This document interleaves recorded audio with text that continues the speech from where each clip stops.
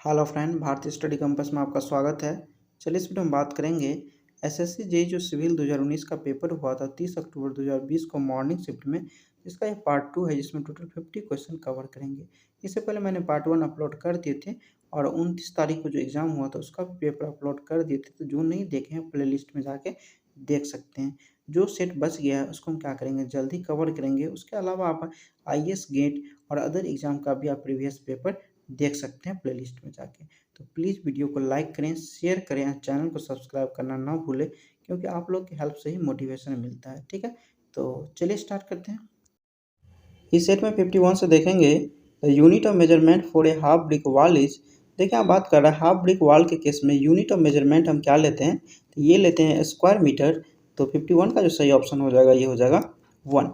उसके बाद हम बात करेंगे 52 में यहाँ पर हमको दिया हुआ है which of the following is not a critical parameter to control cracking and rutting in a flexible pavement. देखिए बात कर रहे हैं यहाँ पे जो इसमें से कौन सा जो है क्रिटिकल पैरामीटर नहीं है जो कंट्रोल करेगा क्रैकिंग एंड रटिंग को इन फ्लेक्सिबल पेमेंट में। तो इसका जो सही ऑप्शन हो जाएगा ये हो जाएगा 2, यानी वर्टिकल सबबेस स्ट्रेन। उसके बाद हम बात करेंगे 53 में यहाँ पर हमको दिया हुआ है which are the following form of iron is obtain after smelting of calcium ore in a blast furnace.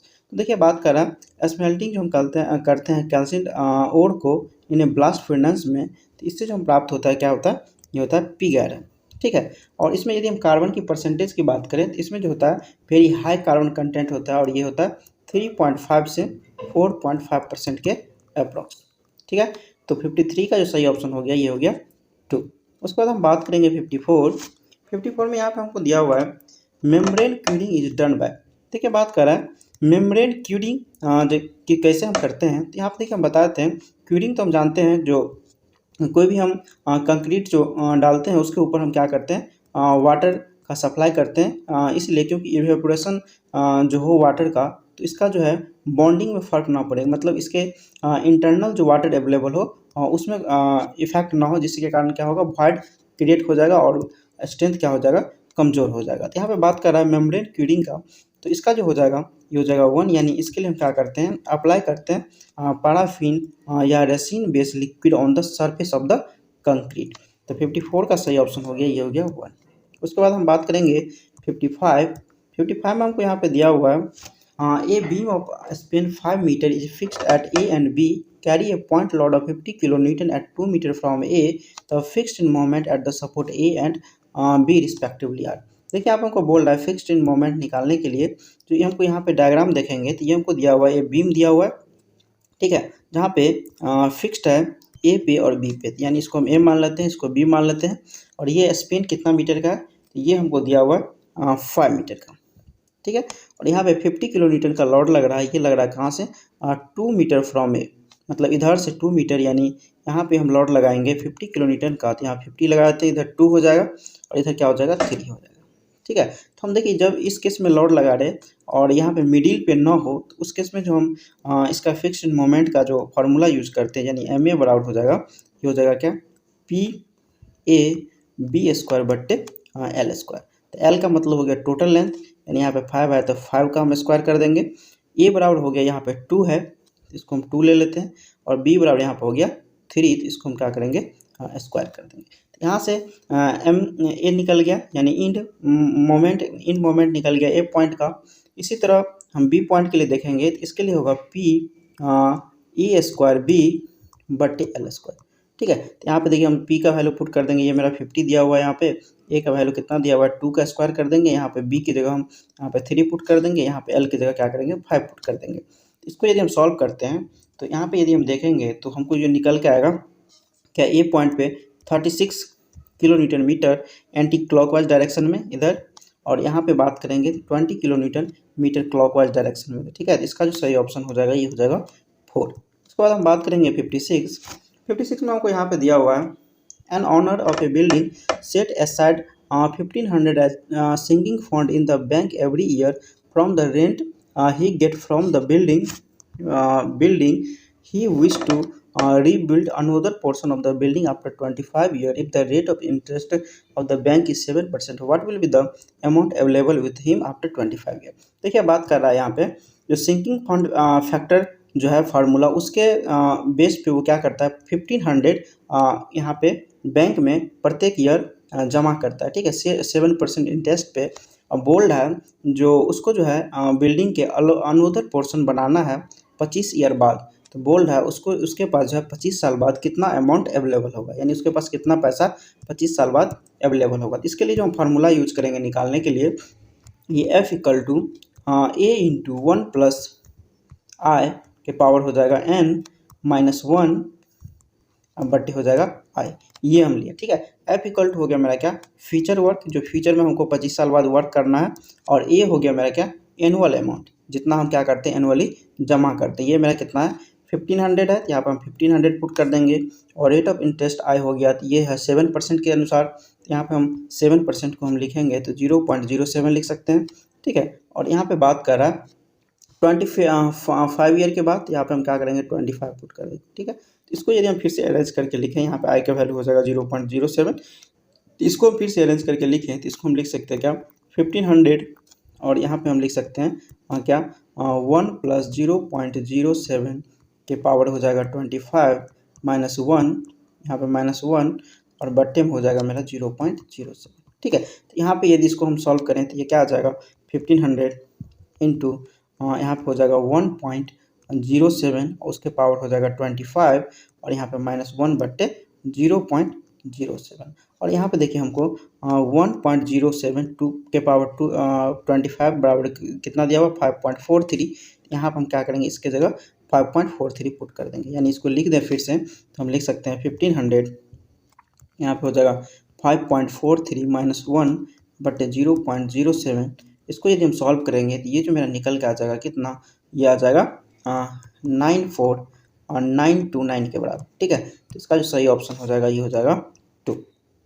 उसके बाद हम बात करेंगे 57 में हमको यहाँ पे दिया हुआ है द ऐसा यूनिट ऑफ काइनेमेटिक विस्कोसिटी। देखिए हम काइनेमेटिक विस्कोसिटी का जो फार्मूला जानते हैं उसको हम क्या करते हैं, मान लीजिए काइनेमेटिक विस्कोसिटी न्यू से डिनोट करते हैं, ये जो होता है क्या डायनामिक विस्कोसिटी बट्टे डेंसिटी, यानी म्यू बट्टे डेंसिटी होता है। इसको यदि हम पूरे कैलकुलेट करें तो इसका जो यूनिट निकल के आ जाएगा मीटर स्क्वायर पर सेकंड के बराबर। और यहाँ पे हम बात करें डायनामिक विस्कोसिटी का यूनिट, तो ये जो होता है मेरा क्या न्यूटन सेकेंड पर मीटर स्क्वायर के बराबर, ठीक है, ये होता है। इसको सॉल्व करते हैं तो मेरा क्या आता है मीटर स्क्वायर पर सेकंड आता है। इसको जो है मेजर करते हैं स्टॉक्स में, ठीक है। तो इसका जो सही ऑप्शन हो गया ये हो गया 4।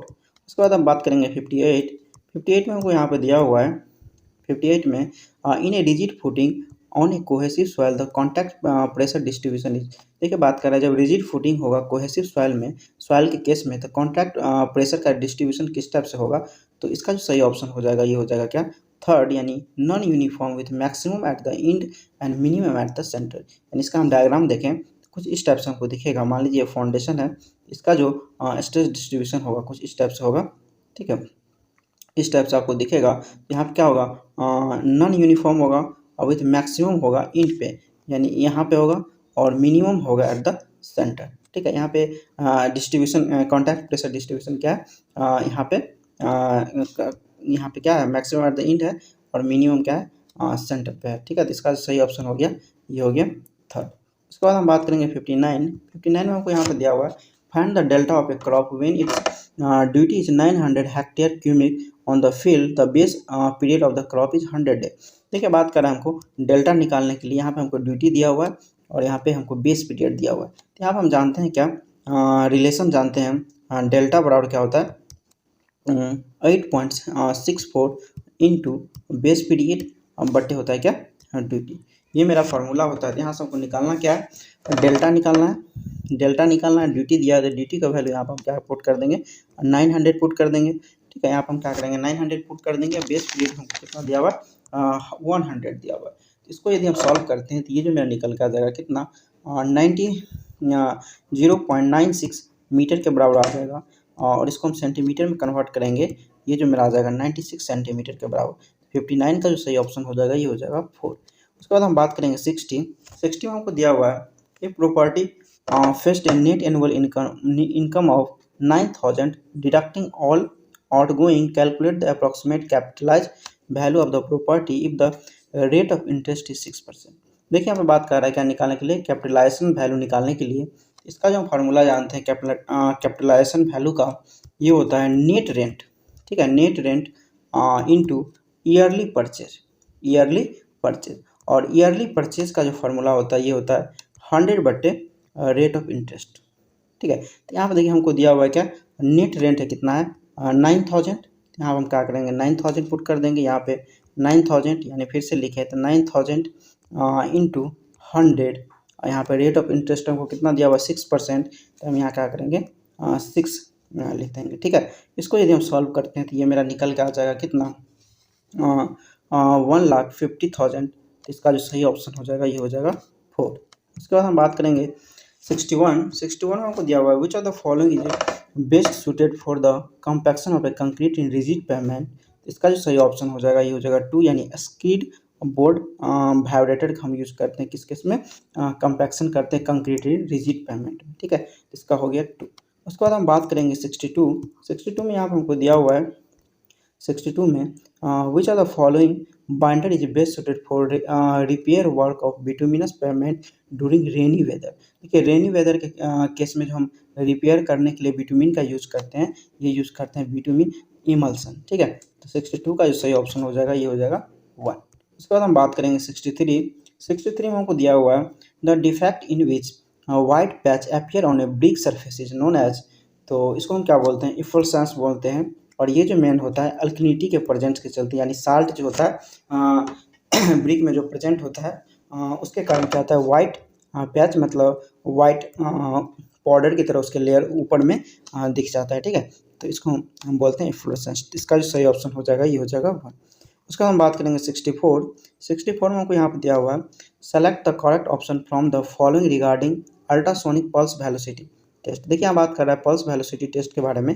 देखिए पल्स वेलोसिटी जो टेस्ट हम यूज़ करते हैं वो करते हैं हार्डन कंक्रीट के लिए, ठीक है। तो यहाँ पर दिया हुआ वेट कंक्रीट, तो ये क्या हो जाएगा गलत हो जाएगा, यानी स्ट्रेंथ जो हम चेक करते हैं हार्डन कंक्रीट के लिए, ना कि वेट कंक्रीट के लिए। सेकेंड आपको दिया हुआ it is use to obtain estimate of concrete strength of finish concrete element. तो ये स्टेटमेंट क्या है सही है, क्योंकि हम इसको यूज़ करते हैं एस्टिमेट करते हैं concrete strength for finish concrete element के लिए। और ये क्या है एक नॉन डिस्ट्रक्टिव टेस्ट है, तो ये भी क्या है करेक्ट है। इसका जो सही ऑप्शन हो जाएगा ये हो जाएगा 4, यानी 2 और 3 क्या है करेक्ट है, ठीक है। उसके बाद हम बात करेंगे 65 में हमको यहाँ पे दिया हुआ है the indicator organism use to determine contamination of drinking water. देखिए इसमें जो है हम क्या करते हैं कॉलीफॉर्म ग्रुप ऑफ बैक्टीरिया का यूज़ करते हैं, यानी ई कोली या बी कोलिक जो होता है उसको हम यूज़ करते हैं इंडिकेटर के रूप में, मतलब ऑर्गेनिक और इंडिकेटर के रूप में यूज करते हैं जो ड्रिंकिंग वाटर में क्या है कंटामिनेंस मिला हुआ है, ठीक है। इसका जो सही ऑप्शन हो जाएगा ये हो जाएगा 2। उसके बाद हम बात करेंगे 66 में हमको यहाँ पे दिया हुआ है the sleeper density of a broad gauge track is M+, यहाँ पे प्लस का साइन है M+7 in metric unit where M is length of the rail in metre, the number of the sleeper for 1.024 kilometre length of the track. देखिए बात कर रहा है यहाँ पे हमको क्या बताने के लिए नंबर ऑफ स्लीपर कितना रिक्वायर्ड होगा 1.024 किलोमीटर लेंथ ऑफ ट्रैक के लिए, ठीक है। तो इसके लिए हम सबसे पहले क्या करेंगे हम जानते हैं जो लेंथ ऑफ जो होता है ब्रॉड गेज का ये कितना हम लेते हैं, ये लेते हैं 13 मीटर, ठीक है। ये हम लेते हैं 13 मीटर और यहाँ पे हम क्या करेंगे टोटल नंबर ऑफ रेल जो रिक्वायर्ड होगा कितना, तो वो हम निकाल लेंगे। ये टोटल नंबर ऑफ रेल जो रिक्वायर्ड होगा ये होगा मेरा कितना, मान लीजिए कितना किलोमीटर है 1.024, यानी इसको हम मीटर में कन्वर्ट करेंगे तो कितना आ जाएगा 1024 मीटर आ जाएगा। बटे 13 से हम डिवाइड कर देंगे तो ये मेरा क्या आ जाएगा टोटल नंबर ऑफ रेल कितना रिक्वायर्ड है वो मेरा निकल के आ जाएगा, और वो निकल के आता है कितना 80, ठीक है। इसको यदि सॉल्व करते हैं तो 80 हमको आता है। और स्लीपर डेंसिटी हमको दिया हुआ है, यहाँ पे बात करें स्लीपर डेंसिटी, तो ये जो है मेरा क्या M+7 के बराबर दिया हुआ है, ठीक है। तो यहाँ पे देखिए M बराबर हम जानते हैं क्या लेंथ ऑफ रेल है, और लेंथ ऑफ रेल कितना मीटर का है 13 मीटर का। यहाँ पर हम क्या करेंगे 13 पुट कर देंगे, ठीक है। तो ये जो मेरा निकल का यहाँ पे आ जाएगा डेंसिटी, तो ये मेरा आ जाएगा कितना 20 आ जाएगा। और हम क्या करेंगे नंबर ऑफ स्लीपर निकालेंगे तो उसको डेंसिटी और टोटल नंबर ऑफ जितना रेल रिक्वायर्ड होगा उसको हम क्या करेंगे मल्टीप्लाई कर देंगे, तो ये मेरा निकल के आ जाएगा क्या जो टोटल नंबर ऑफ स्लीपर कितना लगेगा। ये मेरा कितना आया था स्लीपर डेंसिटी, ये मेरा स्लीपर डेंसिटी 20 था। और यहाँ पे हम क्या करेंगे, ये जो मेरा निकला था टोटल नंबर ऑफ रेल, ये 80 निकला था, उसको मल्टीप्लाई कर देंगे तो ये मेरा जो निकल के आ जाएगा कितना 1600 के बराबर। इसका जो सही ऑप्शन हो जाएगा ये हो जाएगा 3। उसके बाद हम बात करेंगे 68 में हमको जो यहाँ पर दिया हुआ 68 में the following detail pertain to the crossing of canal with natural drainage. यहाँ पर देखिए हमको नेचुरल ड्रेनेज में हमको कुछ डाटा दिया हुआ है, बोल्ड है यहाँ पे बताने के लिए which type of cross drainage work is best suited for the site. बोल रहा है इस टाइप का डाटा के अनुसार हमको किस टाइप का मतलब ड्रेनेज वर्क हमको यहाँ पे करना पड़ेगा या किस टाइप का बेस्ट सूटेबल होगा। तो यहाँ पे देखिए हमको दिया हुआ है full supply level in canal, यहाँ पे रिड्यूसिंग लेवल हमको दिया हुआ है 13.5 मीटर। यहाँ पे इसका देखिए डायग्राम हम देखें सभी का, तो देखिए यहाँ पे हम सबसे पहले क्या करते हैं ड्रेनेज बनाते हैं, ठीक है। उसके बाद हम ऊपर हम क्या करेंगे कैनाल बनाएंगे, क्योंकि ये हमको सबका डाटा जो है उसी अनुसार यहाँ पे हमको क्या है दिया हुआ है। तो यहाँ पे देखिए हम देखेंगे तो सबसे पहले देखिए हाई फ्लड लेवल इस ड्रेन में हमको कितना दिया हुआ है, ये दिया हुआ है 210 यहाँ पे हम यूज कर लेंगे। यहाँ पे देखिए बेड लेवल ऑफ कैनाल, तो ये मान लीजिए कैनाल का क्या है बेड है। यहाँ पे यदि हम कैनाल का बेड देखें ये कितना है 12 है। और यहाँ पे देखिए full supply level of canal, तो full supply level of canal कितना दिया हुआ है 213.5 दिया हुआ है। और ये मेरा हो गया नेचुरल ड्रेनेज हो गया। तो यहाँ पे देखिए आप जो हम जानते हैं जब नेचुरल ड्रेनेज से एभव रहता है कैनाल तो उस केस में हम क्या बोलते हैं एक्वाडक्ट बोलते हैं। तो इस केस में क्या होगा बेस्ट सूटेबल, एक्वाडक्ट क्या होगा बेस्ट सूटेबल होगा। तो 68 का जो सही ऑप्शन हो गया ये हो गया वो। उसके बाद हम बात करेंगे 69 में हमको दिया हुआ है यहाँ पे which are the following ingredient impart red colour to the clay brick. देखिए बात कर रहा है रेड कलर जो है क्ले ब्रिक में कौन प्रोवाइड करता है, तो ये मेन रूप से होता है किसके चलते आयरन ऑक्साइड के चलते। तो 69 का जो सही ऑप्शन हो जाएगा ये हो जाएगा 2। उसके बाद हम बात करेंगे 70 में हमको यहाँ पे दिया हुआ है ए UDL of 10 kN of length 5 meter is moving from left to right support on a simply supported beam of a span 10 meter, a maximum bending moment at 4 meter from the left support is। देखिए यहाँ पे बात कर रहा है हमको क्या बताने के लिए मैक्सिमम बेंडिंग मोमेंट बताने के लिए 4 मीटर फ्रॉम लेफ्ट सपोर्ट से। तो इसका देखिए हम डायग्राम देखें, डायग्राम हमको कुछ इस टाइप से दिखेगा। जैसे मान लीजिए यहाँ पर हमको दिया हुआ है क्या टोटल लेंथ हमको स्पेन का कितना है 10 मीटर है, तो यहाँ पर क्या करते हैं 10 मीटर प्रोवाइड कर देते हैं, ठीक है। यहाँ पे जो हमको दिया हुआ सिंपली सपोर्टेड है तो यहाँ पर हम सपोर्ट लगा देते हैं सिंपली सपोर्टेड। और यहाँ पे UDL जो है हमको लग रहा है 10 kN पर लेंथ कितना 5 मीटर में, यानी इसको हम एक तरह से देख लें तो ये हमको जो UDL लग रहा है 5 मीटर लेंथ में, 5 मीटर में हम यहाँ पे लिख दिए। तो अब हमको मेन बोलता है यहाँ पे मैक्सिमम बेंडिंग मोमेंट बताने के लिए 4 मीटर लेफ्ट से, यानी 4 मीटर लेफ्ट की बात करें यहाँ पे मान लीजिए 4 हो गया, इधर कितना हो जाएगा 6 हो जाएगा क्योंकि टोटल 10 है। तो इस पॉइंट पे इस लेंथ 4 मीटर पे बोल रहा है आपको मैक्सिमम बेंडिंग मोमेंट बताने के लिए। अब देखिए सबसे पहले हमको देखना पड़ेगा जो ये जो मेरा 5 मीटर का है इसको हम क्या करेंगे मिडिल में रखेंगे, ठीक है। मिडिल में रखेंगे तो मिडिल में यहाँ पे मान लीजिए रखते हैं, तो अब हमको डिसाइड करना पड़ेगा जो इधर का लेंथ कितना होगा। जैसे हम यहाँ पे कलर चेंज कर देते हैं, देखिए यहाँ पे हम यदि देखें तो यहाँ पे हमको देखना पड़ेगा इधर डिस्टेंस कितना आएगा इधर कितना आएगा। तो यहाँ पे देखिए हम इसको 5 मीटर का है टोटल, यहाँ पे इसको हम क्या करते हैं x मान लेते हैं, तो ये मेरा क्या आ जाएगा 5 - x आ जाएगा, 5 - x आ जाएगा। अब हम क्या करेंगे इसको हमको रेशियो लेके निकालना पड़ेगा, ठीक है। तो यहाँ पे देखिए x बट्टे हम क्या करेंगे यहाँ पे 4 लिख देंगे और बराबर हम यहाँ पे 5 - x बट्टे इधर 6 था तो 6 लिख देंगे। तो यहाँ से हम क्या करेंगे x का वैल्यू कैलकुलेट करेंगे, ठीक है।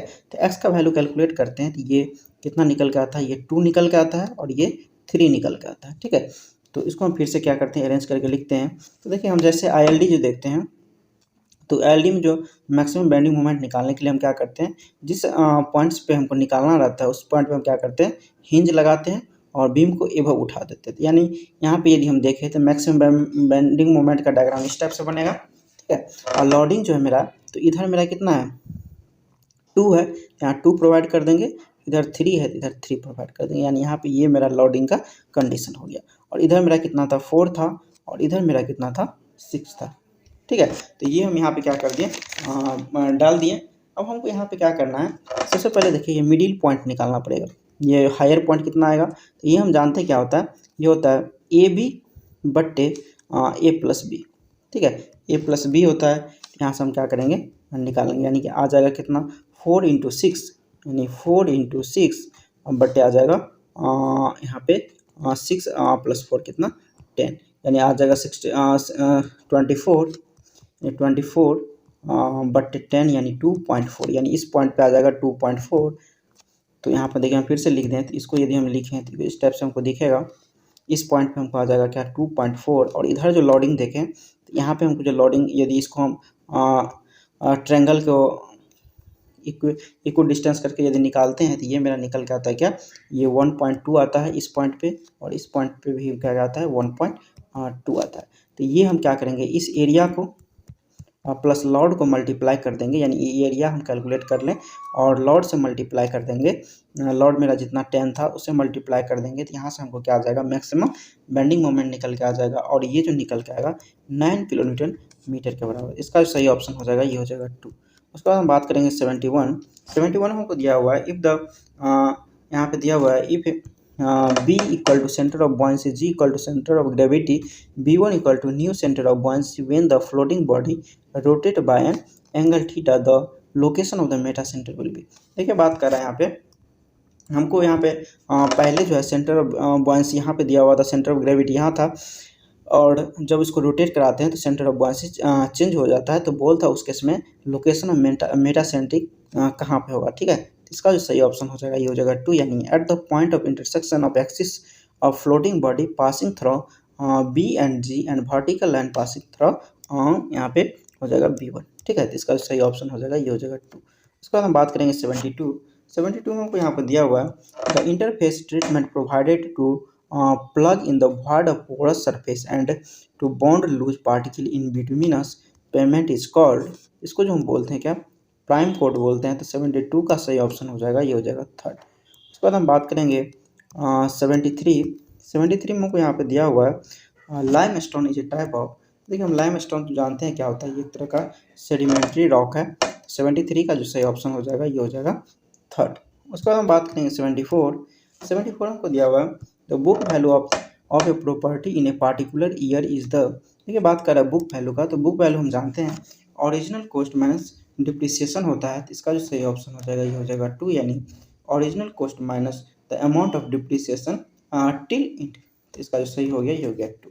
उसके बाद हम बात करेंगे 75 हमको यहाँ पे दिया हुआ है, what is the criteria to decide the clear distance between two channel section in a built up column. देखिए बात कर रहा है इसमें से कौन सा जो है क्रिटिकल क्राइटेरिया हम अडॉप्ट करते हैं, मतलब clear distance between two channel section in a built up column के लिए। तो इसका जो सही ऑप्शन हो जाएगा ये हो जाएगा 3rd, यानी the moment of inertia about major and minor axis should भी क्या होना चाहिए, सेम होना चाहिए। उसके बाद हम बात करेंगे 76 में हमको यहाँ पे दिया हुआ है, 76 में for a fixed in beam of length L and central point load of W, what will be the value of W collapse। देखिए बात कर रहा है collapse load यहाँ पर निकालने के लिए, और यहाँ पे collapse load यानी प्लास्टिक मोमेंट कैपेसिटी बीम कितना दिया हुआ है, MP दिया हुआ है। तो यहाँ आप देखिए इसका हम डायग्राम देखें कुछ इस टाइप से दिखेगा हमको, ये मेरा क्या है फिक्स्ड बीम है, और यहाँ पे लोड लग रहा है मिड में, इसको हम W मान लेते हैं, इसको हम L/2 मान लेते हैं, इसको हम क्या करते हैं L/2 मान लेते हैं, ठीक है। ये मान लिए, यहाँ देखिए जो प्लास्टिक हिंज जो बनता है मेन से जहाँ पे फिक्स हो उस केस में, जहाँ पे लोड हो उस केस में, यहाँ पे यदि हम देखें, मान लीजिए यहाँ पे लोड है, तो यहाँ पे देखें, यहाँ पे देखिए यहाँ पे थीटा होगा, यहाँ भी थीटा होगा, यहाँ भी थीटा होगा, यहाँ भी थीटा होगा। जब इक्वल डिस्टेंस पे है तो एंगल क्या होगा, बराबर होगा। तो उस केस में जो हम प्लास्टिक मूवमेंट के लिए लोड जो कैलकुलेट करेंगे, यानी कोलैप्स लोड यहाँ पे बात कर रहा है, यहाँ पे देखिए इसके लिए हम क्या करेंगे W into L/2 into theta करेंगे, बराबर जो होगा मेरा, यहाँ पे देखिए MP यहाँ पे भी होगा, MP यहाँ पे भी होगा, और यहाँ पे भी होगा, ठीक है। तो यहाँ पे यदि हम लिखें तो ये हम लिख सकते हैं क्या, W into L/2 into theta था, और यहाँ पे देखते हैं तो 4 MP था, ठीक है। यहाँ पे देखेंगे तो ये मेरा क्या था 4 था, यहाँ पे एक थीटा था, एक यहाँ था, एक यहाँ था और एक यहाँ था, तो यहाँ पे क्या हो जाएगा 4 MP के बराबर हो जाएगा। यहाँ से यदि हम W निकाल लें तो ये जो मेरा निकल जाएगा 4 MP इंटू थीटा होगा, तो थीटा तो ऐसे ही हट जाएगा, यहाँ से W निकालेंगे तो 4 MP बट्टे क्या हो जाएगा L हो जाएगा इंटू 2 हो जाएगा, यानी हो जाएगा 8 MP बट्टे L, यानी W बराबर यहाँ से निकल जाएगा। तो ये जो सही ऑप्शन हो जाएगा ये हो जाएगा 4। उसका हम बात करेंगे 77 में हमको दिया हुआ है, for a hilly road with the ruling gradient of 6%, what will be the compensated gradient at a curve of radius 60 metre. देखिए बात कर रहा है यहाँ पे कंपेंसेटिंग ग्रेडियंट हमको बताने के लिए रेडियस दिया हुआ हमको कितना 60 मीटर। तो इसके लिए हम क्या करेंगे, कंपनसेट ग्रेड का जो हम फार्मूला जानते हैं, तो ये जो होता है मेरा क्या, ग्रेड कंपनसेशन का जो फार्मूला होता है ये जो होता है मेरा क्या, पहला 30 प्लस 8/8, ठीक है। दूसरा होता है 75/8, ये जो होता है परसेंटेज में होता है। इसमें से देखिए जो मिनिमम होता है वो हम लेते हैं, ठीक है। तो जनरली आप देखिए 75/8 का यूज कीजिएगा तो जनरली मिनिमम ही आता है। यहाँ पे आर इक्वल टू हम क्या करेंगे 60 पुट कर देंगे। तो यहाँ पे यदि हम निकालते हैं तो ये मेरा कितना आता है, ये आ जाएगा 1.25। यहाँ यदि हम आर पुट करते हैं, आर का वैल्यू 60 है, 60 यहाँ भी 60 पुट करते हैं, ये जो है मेन रूप से 1.5 निकल के आता है।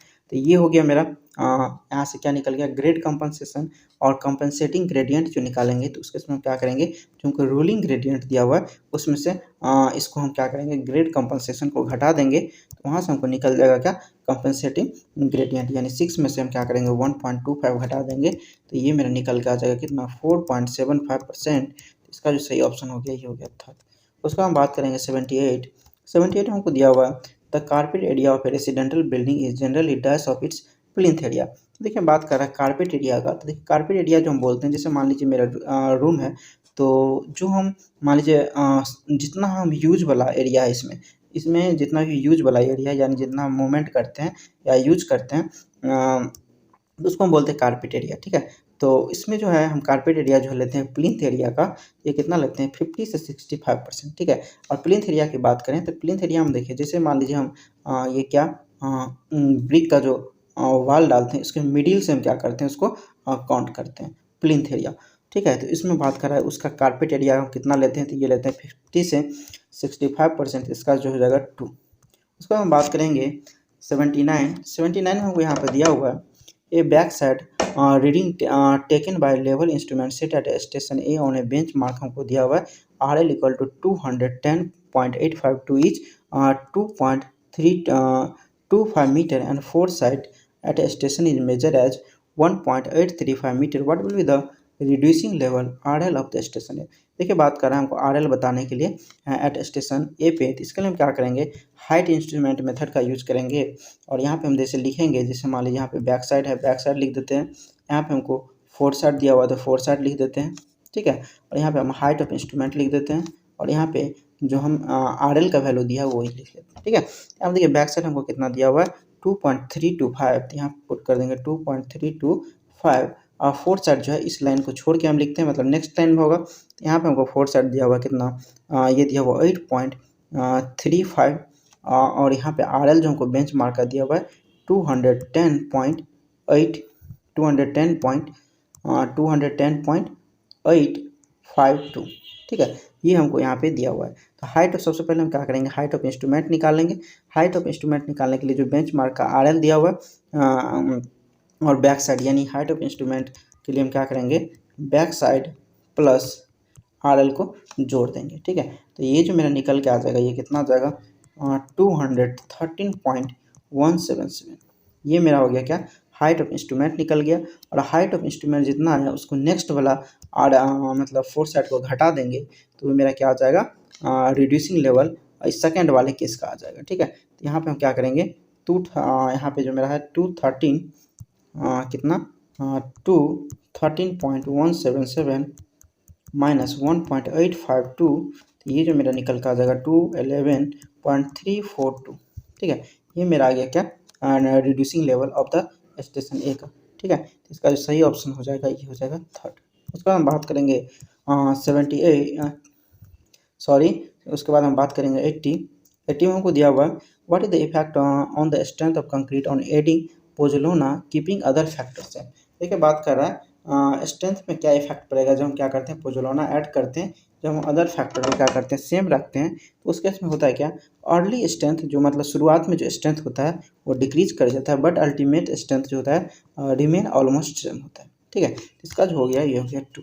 उसका हम बात करेंगे 81 81 में हमको यहाँ पर दिया हुआ है the design value of limiting span to effective depth ratio of deflection control of a beam is independent of.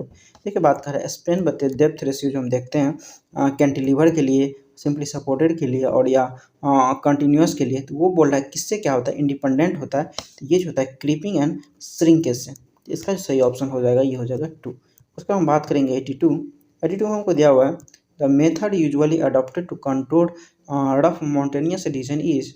देखिए यहाँ पे बात कर रहे हैं जब कंटूर जो है रफ माउंटेनियस रीजन में हो तो उसके हम क्या करते हैं, टैकोमेट्री का यूज करते हैं इसको मेजर करने के लिए। ठीक है, इसका जो सही ऑप्शन हो गया ये हो गया 1। उसके बाद हम बात करेंगे 83।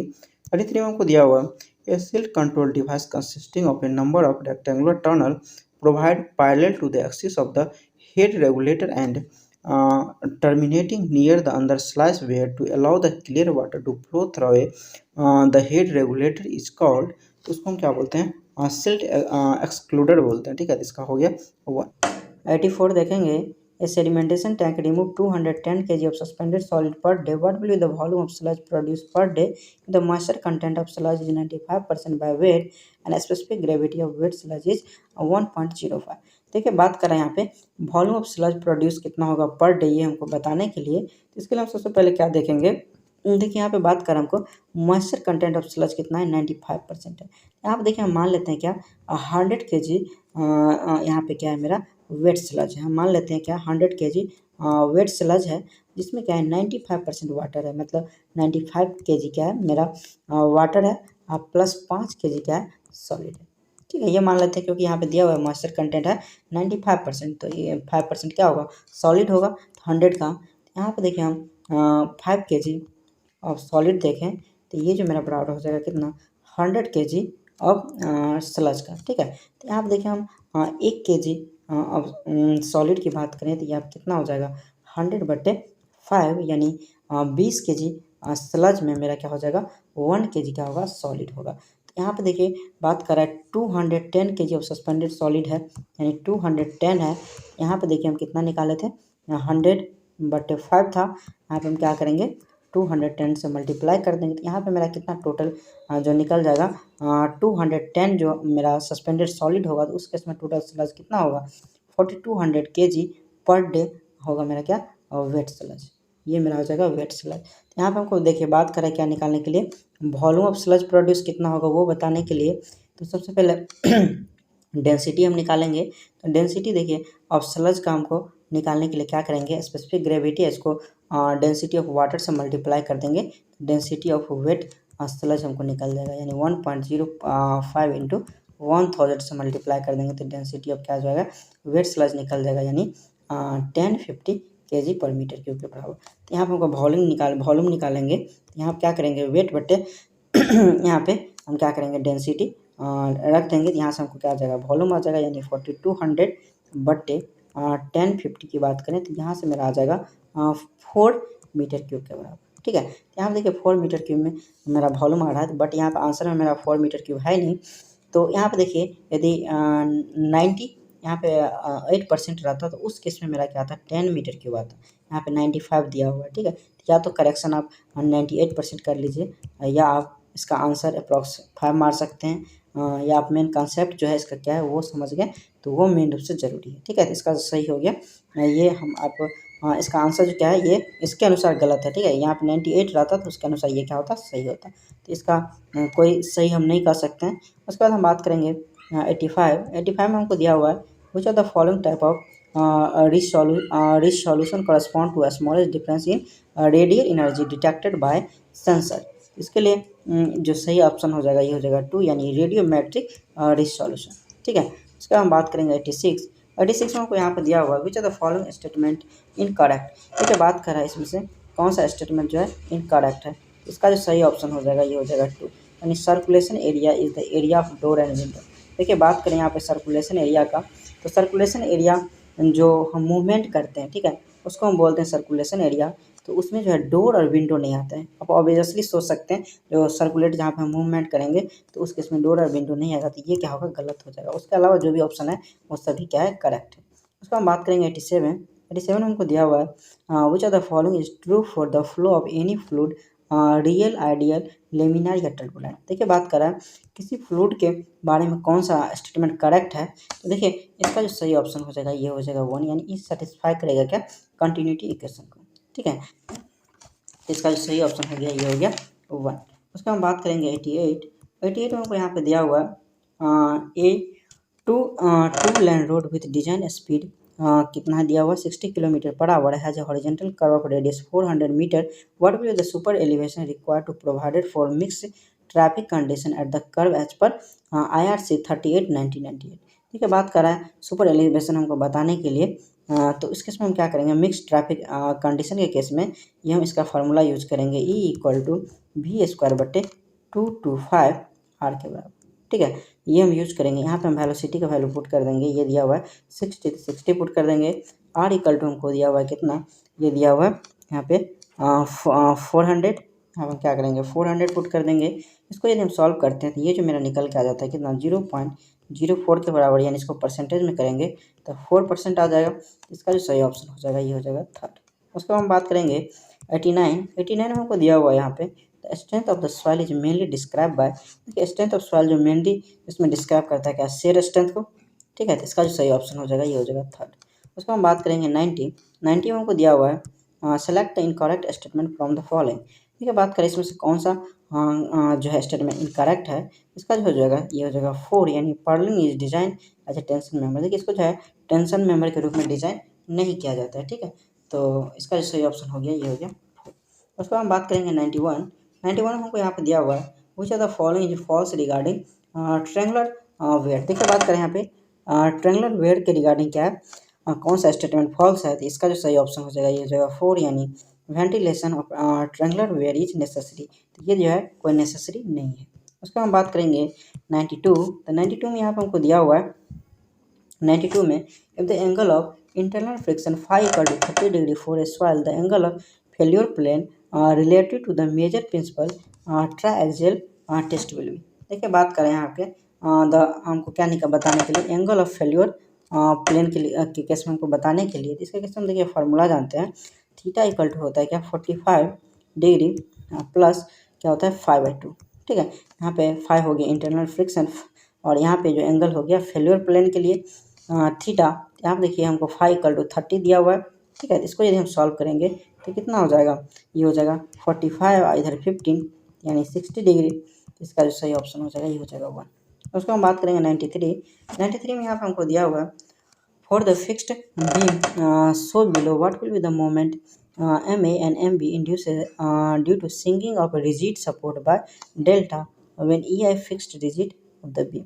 ठीक है, देखिए बात कर रहे हैं यहाँ पे जब फिक्स्ड बीम हमको दिया हुआ है, इस केस में बोल रहा है जब यहाँ पे सिंक करेगा तो उस केस में मोमेंट और ए पे और बी पे क्या होगा। देखिए उस केस में जैसे यहाँ पे फिक्स्ड है और यहाँ पे फिक्स्ड है, जब ये सिंक करेगा तो ये जो होता है एंटी क्लॉकवाइज डायरेक्शन में क्या होता है, मोमेंट होता है और इधर भी सेम डायरेक्शन में होता है ये, और इसका जो वैल्यू होता है 6EI डेल्टा/L²। ठीक है, इसका जो सही ऑप्शन हो जाएगा ये हो जाएगा 1, यानी दोनों केस में सेम होगा और सेम डायरेक्शन में होगा। ठीक है, यदि यहाँ पे फिक्स्ड की जगह हिंज रहता तो मेरा क्या होता यहाँ पे 3EI डेल्टा/L² के बराबर होता है। ठीक है, इसका जो सही हो गया ये हो गया 1। उसका हम बात करेंगे 94 में हमको दिया हुआ है in levelling which of the following is an advantage of the rise and fall method over the height of the instrument method. देखिए बात कर रहा है इसमें से जो एडवांटेज क्या है राइज एंड फॉल मेथड का with respect to height of instrument method in levelling में। तो देखिए राइज एंड फॉल मेथड में हम क्या करते हैं, इंटरमीडिएट साइड को भी हम क्या करते हैं, चेक करते हैं। ठीक है, इसका जो सही ऑप्शन हो गया ये हो गया 3rd, यानी check on the calculation for the intermediate side are done. उसके बाद हम बात करेंगे 95 में हमको यहाँ पे दिया हुआ है 95 में दिया हुआ विच of the following is not the correct match pair. तो इसका जो सही ऑप्शन हो जाएगा ये हो जाएगा 3rd, यानी ये जो है ड्रॉन पाइप आउटलेट जो है ये मॉड्यूलर आउटलेट से रिलेटेड नहीं है। उसके अलावा है ओपन स्लाइस, ये जो है नॉन मॉड्यूलर आउटलेट है। उसके बाद है गिब्स मॉडल्स, ये मॉड्यूलर आउटलेट है। उसके बाद है वेंचुरी फ्लूम, ये क्या है सेमी मॉड्यूल है। ठीक है, तो इसका जो सही ऑप्शन हो गया ये हो गया 3rd, ये क्या कर रहा है मैच नहीं कर रहा है।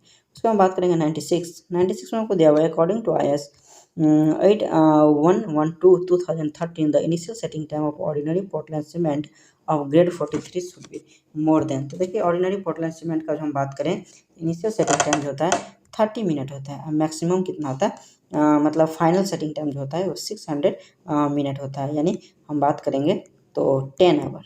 ठीक है, इसका जो सही ऑप्शन हो गया ये हो गया 1, क्योंकि यहाँ पे इनिशियल सेटिंग टाइम पूछा है। ठीक है, उसका हम बात करेंगे 97 हमको दिया हुआ है यहाँ पे, identify the type of decay process taking place in the Bangalore and Indore method of composting respectively. देखिए बेंगलोर मेथड जो होता है मेरा, ये क्या होता है, एनारोबिक होता है, और इंदौर मेथड जो है मेरा एरोबिक मेथड होता है कंपोजिटिंग का। ठीक है, इसका सही ऑप्शन हो जाएगा ये हो जाएगा 3rd, यानी बेंगलोर हो गया एनारोबिक, और यहाँ पे दिया हुआ इंदौर ये हो गया एरोबिक। उसका हम बात करेंगे 98। तो 98 में हमको यहाँ पे दिया हुआ है which are the following wood defect develop when the tree grow rapidly. देखिए बात करें ट्री जो है रैपिडली ग्रो करेगा तो उसके इसमें कौन कौन सा डिफेक्ट जो है डिटेक्ट करेगा, ये होगा कोर्सर ग्रेन होगा, वाइडेन एनुअल रिंग होगा, और लेसर स्ट्रेंथ होगा। ठीक है, इसका जो है तीनों स्टेटमेंट क्या है करेक्ट। उसका हम बात करेंगे 99 में हमको दिया हुआ which are the following statement is are correct. ठीक है, बात करें इसमें से कौन कौन सा स्टेटमेंट करेक्ट है तो पहला दिया हुआ है आइसोक्रोन और curve of equal pore water pressure. तो ये क्या है गलत है, क्योंकि ये होता है इक्वल होता है सरफेस रन अप। क्या मतलब सरफेस रन अप, ये क्या हो गया गलत हो गया। तो सेकेंड हमको दिया हुआ है isochrone depicts the variation of the pore water pressure along the depth of the soil sample, ये करेक्ट है। थर्ड हमको दिया हुआ आइसोक्रोन वैरी विथ टाइम, तो ये क्या होता है टाइम के साथ वैरी करता है, यानी 2 एंड थर्ड ऑप्शन क्या है करेक्ट है। चलिए इस सेट का लास्ट क्वेश्चन देखेंगे। ये हमको दिया हुआ है head loss due to friction in a circular pipe of diameter d अंदर laminar flow is inversely proportional of. देखिए बात कर रहा है हेड लॉस जो है जब सर्कुलर पाइप के केस में बताने के लिए ये जो होगा इन्वर्सली प्रोपोर्शनल होगा। तो हम देखिए एच एफ बराबर हम जानते हैं इस केस में होता है, ये होता है 128 म्यू क्यू एल बट्टे पाई गामा डी के पावर 4। ठीक है, तो यहाँ पे हेड लॉस जो है क्या डाया के पावर 4 का क्या है इन्वर्सली प्रोपोर्शनल है, तो इसका जो सही ऑप्शन हो जाएगा ये हो जाएगा 4। तो चलिए ये जो था मॉर्निंग शिफ्ट का 2 पार्ट में इसको क्या किए कंप्लीट कर दिए 30 वाले। अब जो है इसका इवनिंग शिफ्ट का भी हम क्या करेंगे जल्दी कवर कर देंगे। तो प्लीज़ वीडियो को लाइक करें, शेयर करें, और दोस्तों में शेयर करना ना भूलें। Thank you for watching.